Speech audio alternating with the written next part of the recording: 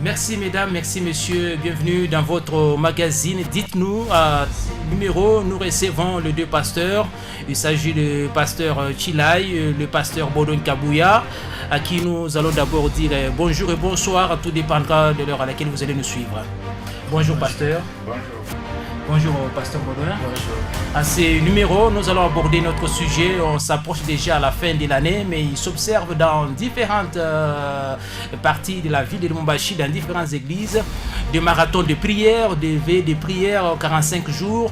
Pourquoi seulement attendre ces moments ici pour organiser ces marathons de prière? Les raisons avancées, c'est pour faire face au diable, parce que c'est pendant la fin de l'année que les diables consomment beaucoup plus les fidèles. Je vais commencer d'abord avec le pasteur Bodon Kabouya. Vous, d'abord, votre lecture par rapport à ces sujets. Par rapport à ce sujet, moi je veux dire ceci. La Bible nous demande de faire en tout temps toutes sortes de prières avec action de grâce. Mais si quelqu'un trouve qu'il peut organiser la prière à la fin de l'année, on ne trouve pas d'inconvénient. Donc on peut organiser la prière à tout moment. Donc nous sommes appelés à prier à chaque moment. Donc à la fin de l'année, au début, au milieu, à chaque instant. Donc si quelqu'un ou inspiré par le Saint-Esprit, on trouve qu'on peut organiser des temps de prière, il n'y a pas de problème. À quel moment, à quelle période de l'année, on peut toujours organiser des moments de prière. On peut toujours organiser des moments de prière. Apparemment, le pasteur Bodon Kabouya est favorable par rapport... il est pour l'organisation des différentes prières marathons. Le pasteur Chilai, vous, comment vous interprétez cela? Bon, prier n'est pas un péché. Yeshua lui-même avait montré comment on devait prier. Mais seulement la question qui se pose, pourquoi seulement à la fin de l'année?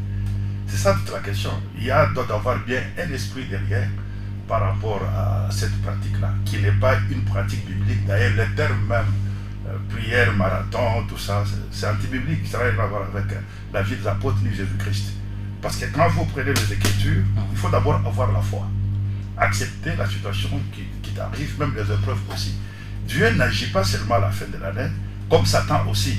Il est Dieu, il est Elohim de temps, le maître des temps et des circonstances. Il agit à tout moment. Il peut agir au début de l'année, au milieu de l'année, comme aussi à la fin de l'année. Moi, je pense sincèrement que ces gens-là qui organisent, c'est pour chercher à dominer les gens par des moyens contraires à la parole du Seigneur. Pourquoi? Regardez par exemple ce que Jérémie dit dans Lamentation de Jérémie. Il dit ceci. Verset 37e.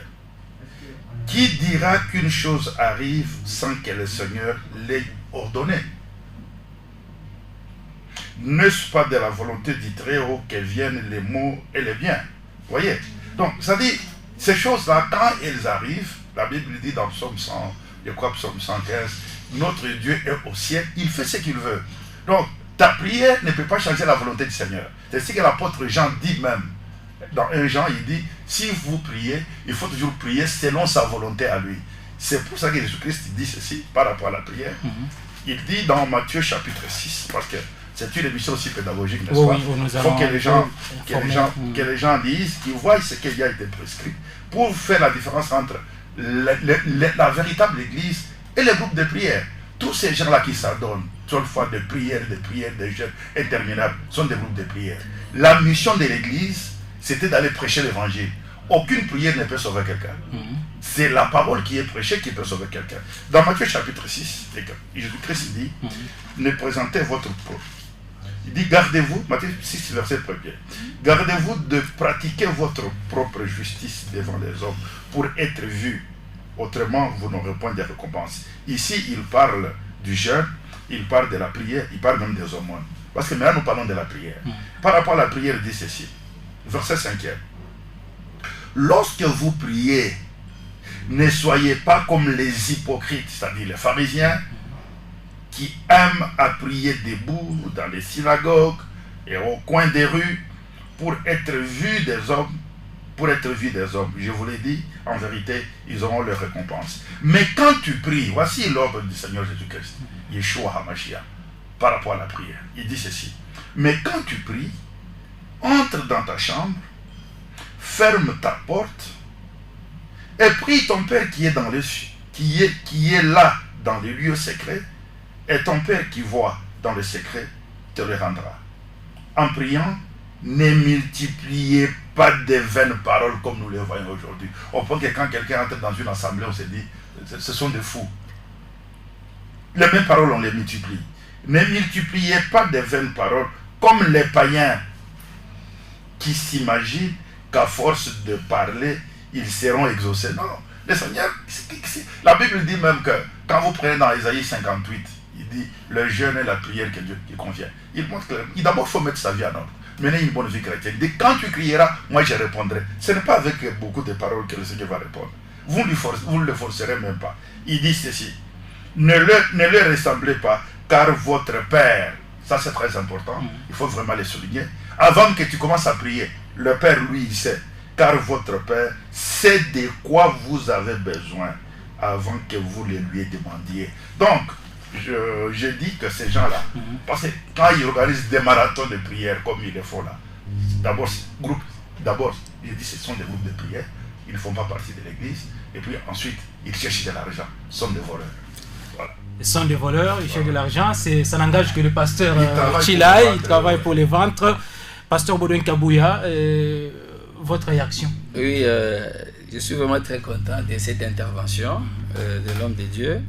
J'aimerais que nous puissions d'abord aller dans Colossiens 4, le verset 2. La Bible dit ceci: persévérez dans la prière, veillez-y avec action de grâce. Persévérez dans la prière et veillez-y avec action de grâce. Donc la Bible nous demande de persévérer dans la prière. Et dans la prière, on doit y ajouter des actions de grâce. Nous sommes pratiquement à la fin de l'année. Il y a ceux-là qui sont décédés, il y a ceux-là qui ont connu beaucoup de problèmes, de difficultés. Et Dieu nous a protégés, nous a gardés.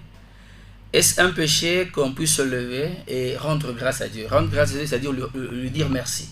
C'est-à-dire c'est une occasion de dire merci à Dieu quand on regarde sa vie. Parce qu'à la fin de l'année, c'est aussi une période bilan. On regarde sa vie, on regarde ce que Dieu a fait. Et que non, j'ai joui de la grâce de Dieu. Est-ce que je vais me lever à la fin de l'année? C'est vrai, c'est à chaque instant, mais à la fin, je peux regarder toute ma vie. Je dis, j'étais avec des amis qui sont décédés, Dieu m'a préservé des maladies, tout ça. J'ai eu beaucoup de choses. Maintenant, là, je peux me lever. Je commence à rendre grâce à Dieu. Donc, on peut organiser une prière à la fin de l'année. Là, on remercie Dieu. Ça dépend. Quelqu'un peut le faire en un seul jour, quelqu'un peut le faire en une semaine, quelqu'un peut le faire. C'est-à-dire, ça dépend.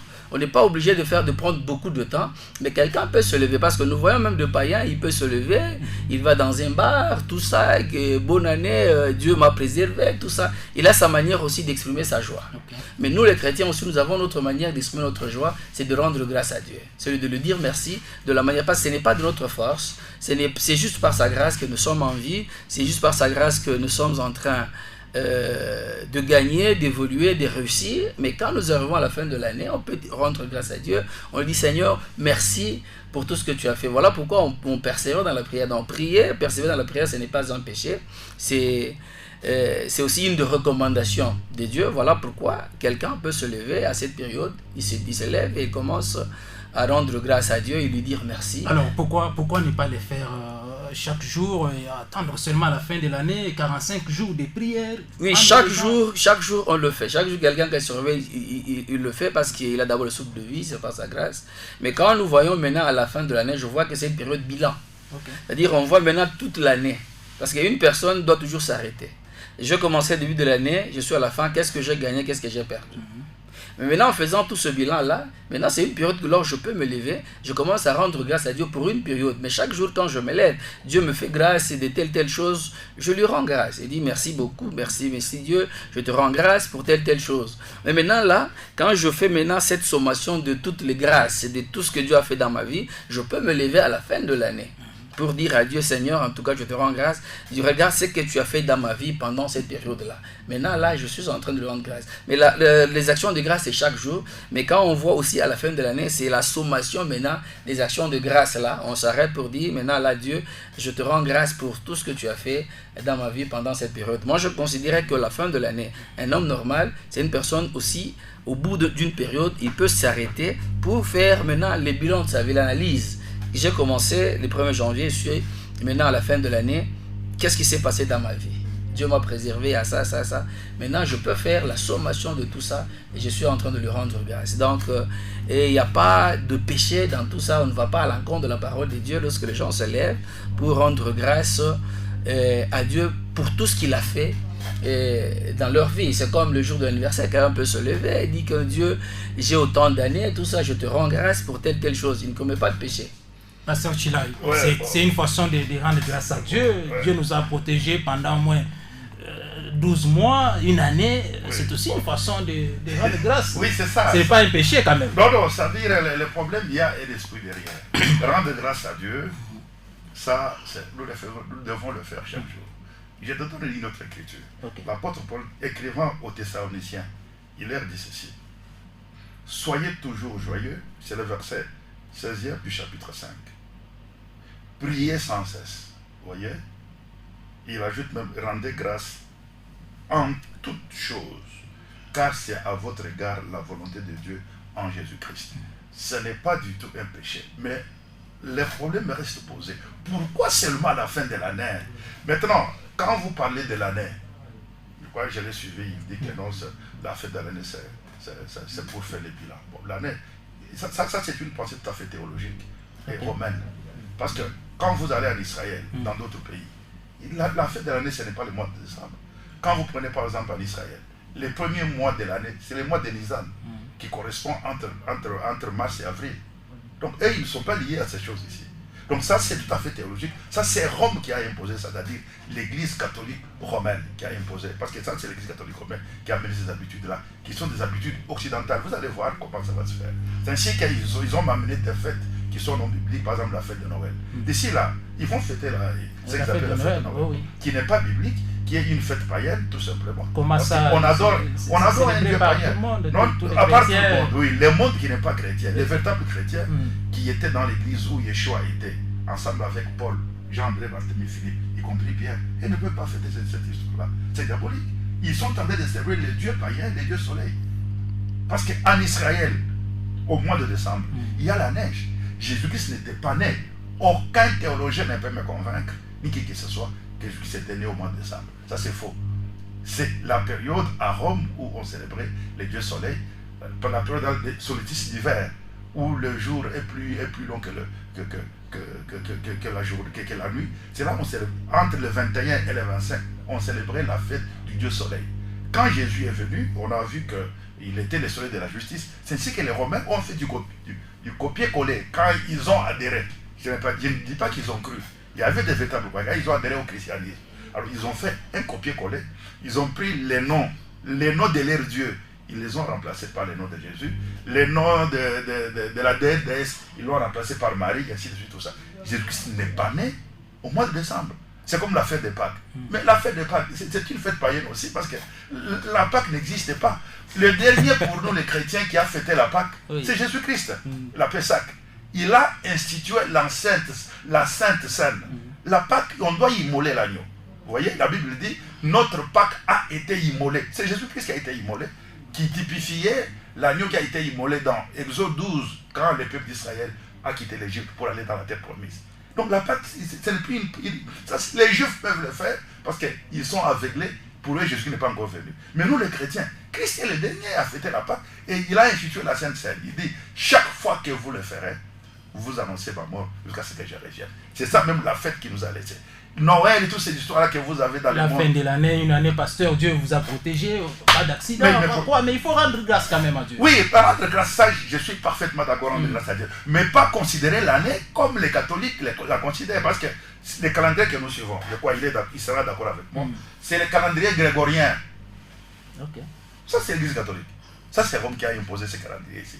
Il y a eu d'abord le calendrier de Jules César, ensuite il a été remplacé par les calendriers grégoriens.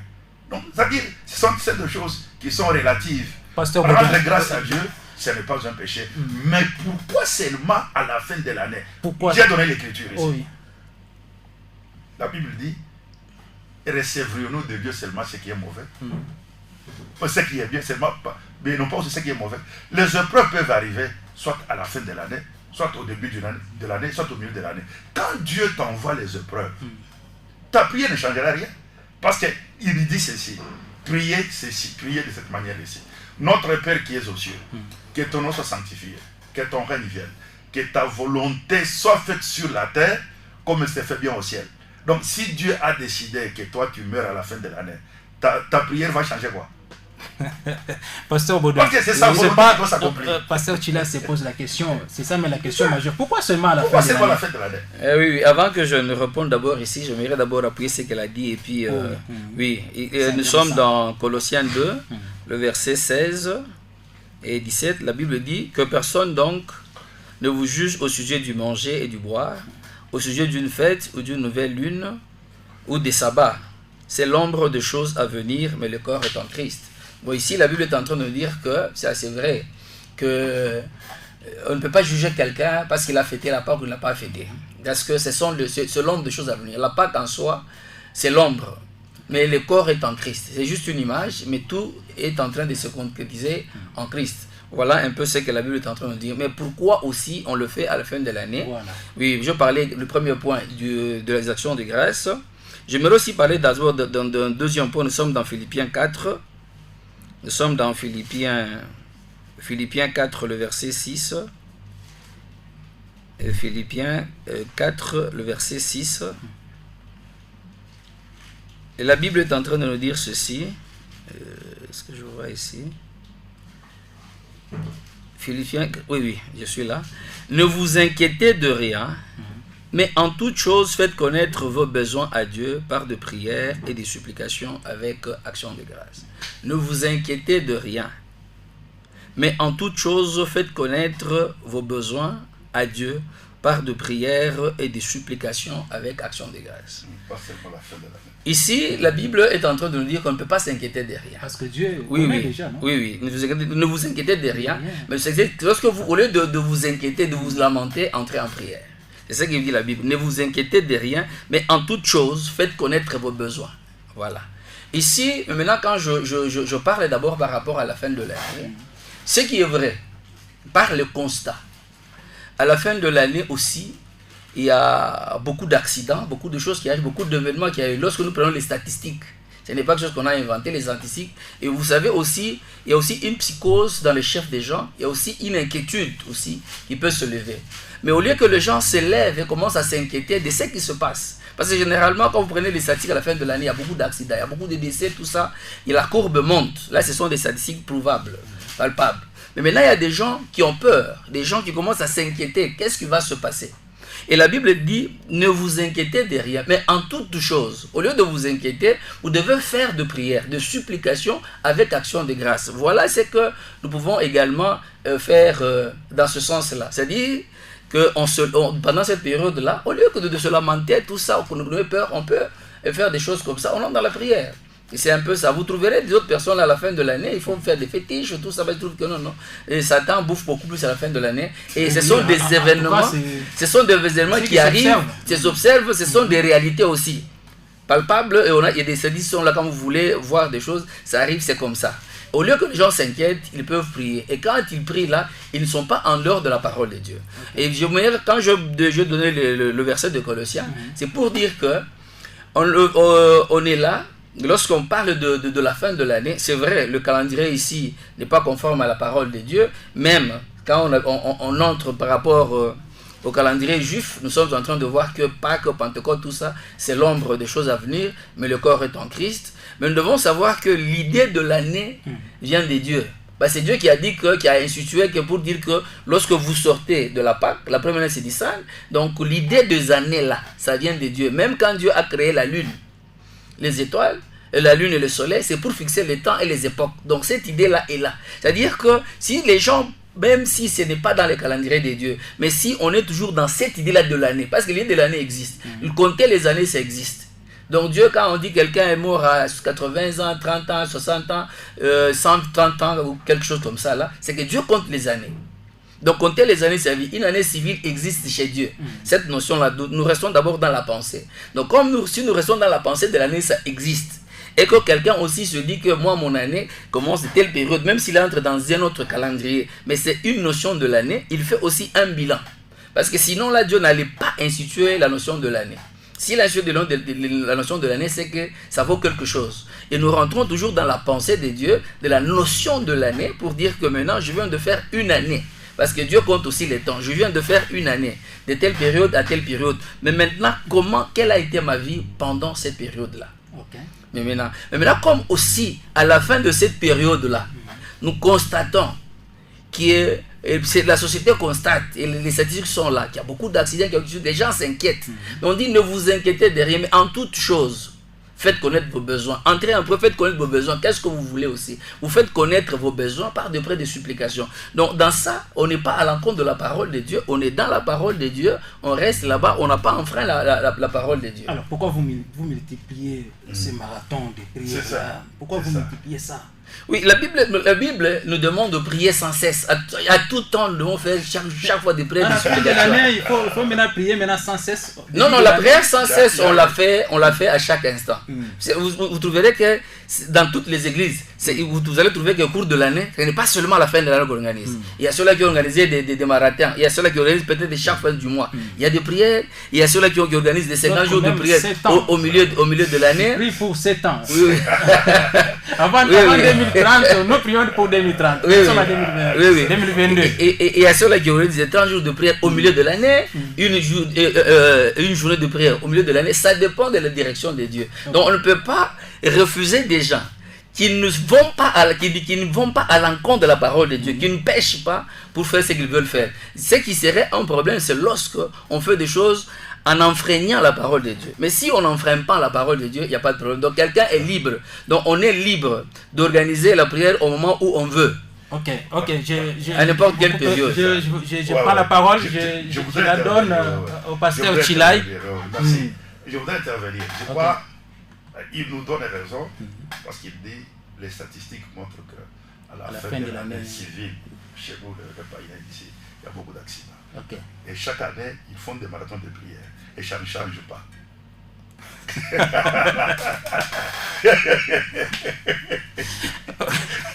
Donc les statistiques ne changent pas.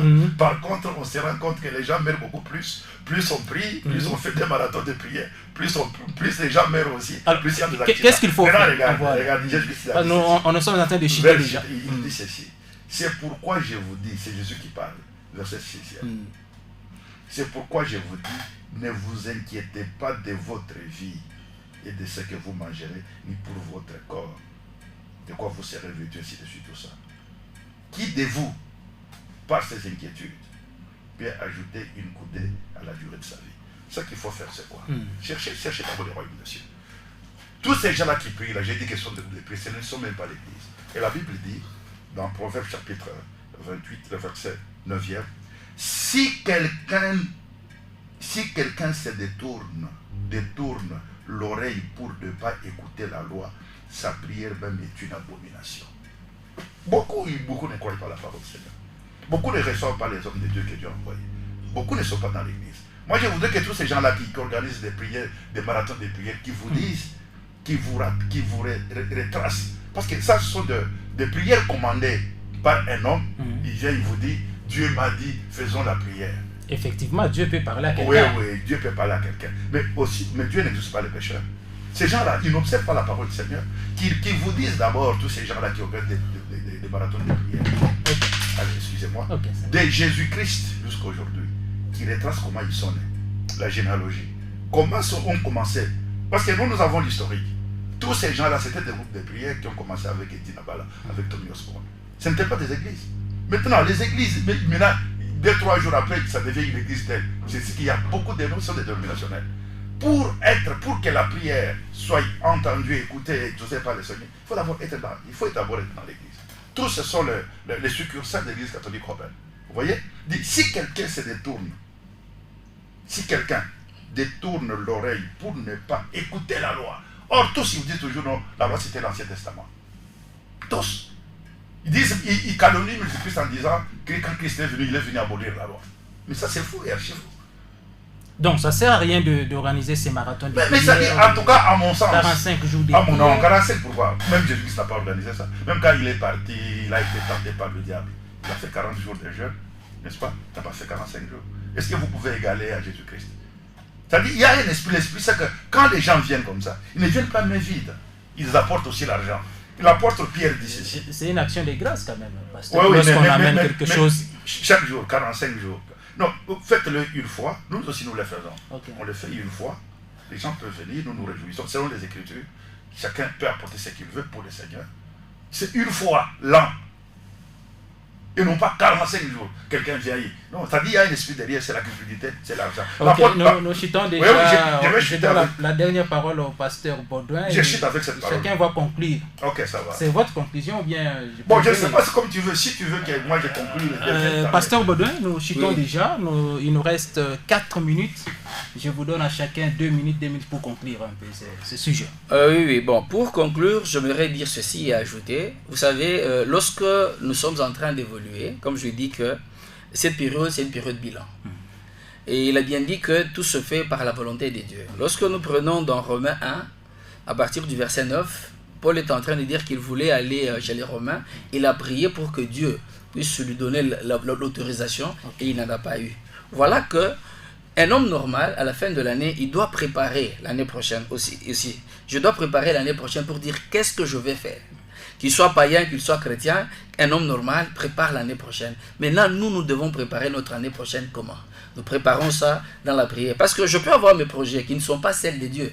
Et maintenant, je dois prier pour que Dieu puisse me montrer. Comme Paul, il voulait aller chez les Romains, il a prié, mais ce n'était pas la volonté de Dieu. Je peux me dire que, frère Israël peut se dire, l'année prochaine, je vais acheter un véhicule, mais ce n'est pas dans le plan de Dieu. Mais quand je me mets à prier, je présente ça entre les mains de Dieu. Je suis en train de voir que Dieu peut m'orienter autrement pour dire que non, que tel sera ton plan l'année prochaine. Ne fais pas ça. Voilà, nous devons prier. Maintenant, quand je vais marcher l'année prochaine, j'ai la parole de Dieu, j'ai la directive de Dieu. Là, je vais marcher selon la foi. Parce que la foi vient de la parole de Dieu et c'est que Christ m'a dit. S'il m'a dit, je suis convaincu, je vais marcher, je ne vais pas tâtonner. Aujourd'hui, je suis dans telle chose, dans telle chose. Voilà, c'est une période là, on prépare l'année.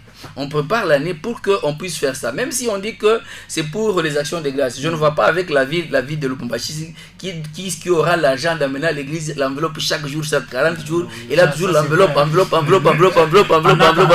Oui. Il travaille où il touche l'argent, où tout le monde dit qu'il n'a pas d'argent. Donc c'est une période là, on prépare également l'année prochaine. On prépare parce que Christ nous a dit, et c'est la prévision, c'est dans le plan de Dieu, qu'il nous a dit si quelqu'un veut construire sa maison, il doit toujours savoir faire des calculs. S'il veut en guerre, il doit toujours faire ses calculs. Mais nous rabattons à Dieu, nous préparons toutes ces choses avec Dieu pour que nous puissions savoir quelle est la volonté de Dieu. Et quand je suis en train de prier, la Bible dit quand on se met à prier, on ne sait même pas ce qu'on convient à prier. Okay. Et le Saint-Esprit est en train d'intercéder à notre faveur par des soupirs inexprimables.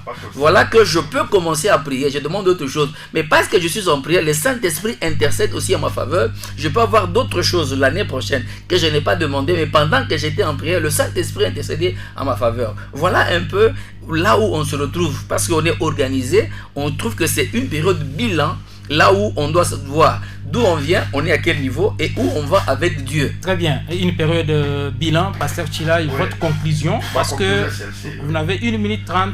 Ok, je vais conclure ceci. Regardez tous ces gens-là qui organisent des prières matin ou autre. Tous sont baptisés Saint-Esprit, n'est-ce pas? Ok. Mais pourquoi ils ne sont pas ensemble? Ils devaient être ensemble d'abord. Wow. C'est la preuve qu'ils ont des dieux différents. Ce n'est pas le Dieu d'Israël qui est leur Dieu. Ils devaient être ensemble tous. Ils ont tous un seul. La Bible dit, ceux qui avaient cru étaient en un même lieu. Un seul esprit, un seul Dieu, un seul Seigneur, une seule espérance. Ça montre que ce sont des faux. L'apôtre Pierre avait déjà dit ici. Il y a eu parmi le peuple des faux prophètes. Et il y aura de même parmi vous des faux docteurs qui introduiront sournoisement des sectes pernicieuses et qui, en régnant le maître qui les a rachetés, attireront sur eux qui nourrissent soudain. Plusieurs les suivront dans leur dérèglement. C'est-à-dire, ils font peur aux gens. Ils pensent qu'en priant sur eux ou en faisant ceci, là, ça va changer quelque chose. Le Seigneur, lui qui connaît toutes choses, il dit même, recommande tes projets, tes œuvres à Yahweh, tes projets réussiront.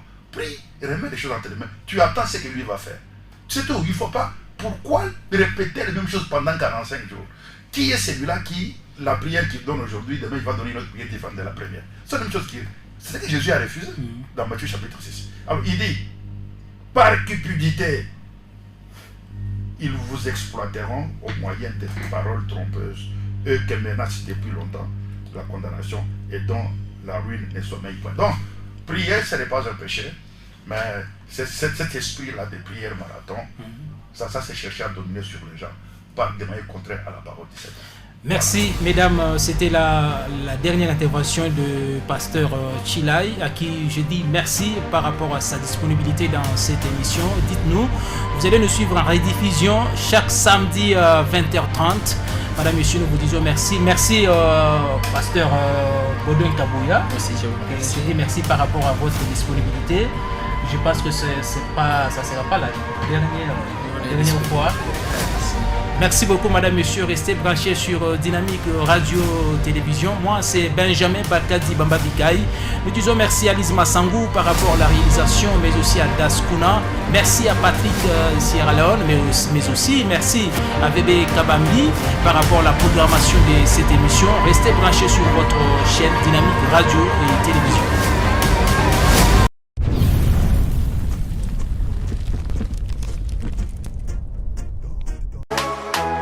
Avez-vous aimé cette prédication? Cliquez sur j'aime. Et surtout, n'oubliez pas de la partager. C'est l'émission Le Mystère du Sacerdoce avec le docteur Baudouin Kabouya.